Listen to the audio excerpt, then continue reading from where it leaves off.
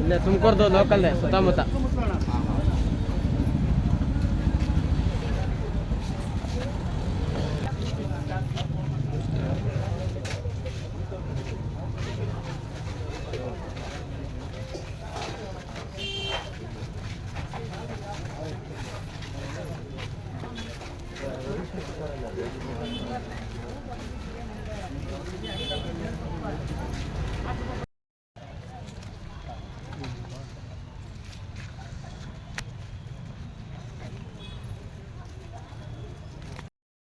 ಅಲ್ಲಿ ವ್ಯಾಪಾರ ಮಾಡ್ಲಿಕ್ಕೆ ಆಗಲ್ಲ ಅಂತ ಹೇಳಿ ಅವ್ರ ಮನೆಯೊಳಗೂ ಹೆಣ್ಣು ಮಕ್ಕಳು ಇದ್ದಾರೆ.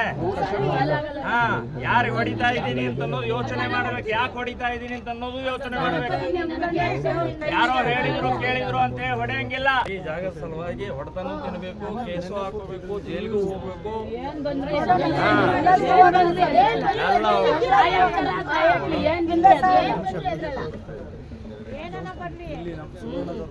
ಅದ್ರಾಗ ಮಾತ್ರ ಹೋಗಲ್ಲ ಏನು